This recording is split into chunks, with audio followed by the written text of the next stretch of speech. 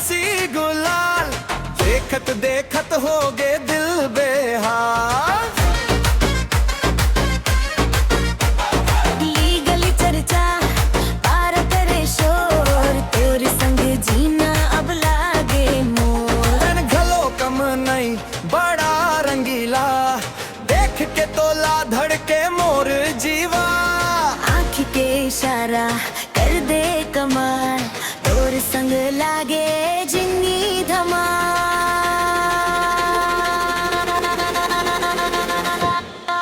तोर मोर जोड़ी बवाल हो गे रे, अच्छे सारा पारा धमाल हो गे रे। ढोल बाजे डीजे गूंजे रात भर, माया के रंग माँ बेहाल हो गे रे। तोर मोर जोड़ी बवाल हो गे रे, देख देख दुनिया हलचल हो गे रे। हाथ माँ हाथ धरे ना जब संग संगे, आज के महफिल कमाल हो गे रे।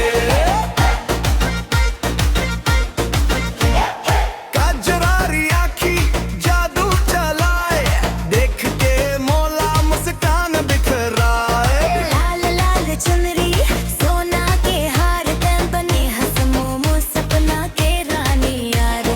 तोर स्टाइल देख दिल मुस्का, धीरे धीरे नया बढ़त जाए।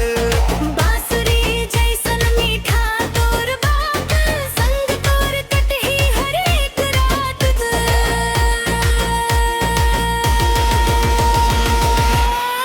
तोर मोर जोड़ी बवाल हो गे रे, माया के मौसम कमाल हो गे रे। नाचब गाबो हंस हंस के संगी, दिल के सपना साकार हो गे रे।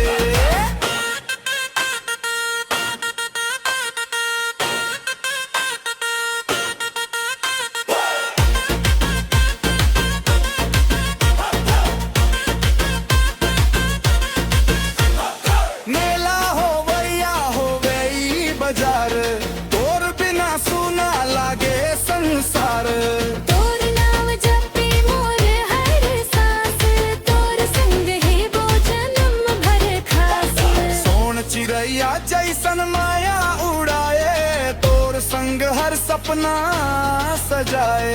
दुनिया चाहे जो न कहे रे, तोर संग जीना मोला भाए रे। तोर मोर जोड़ी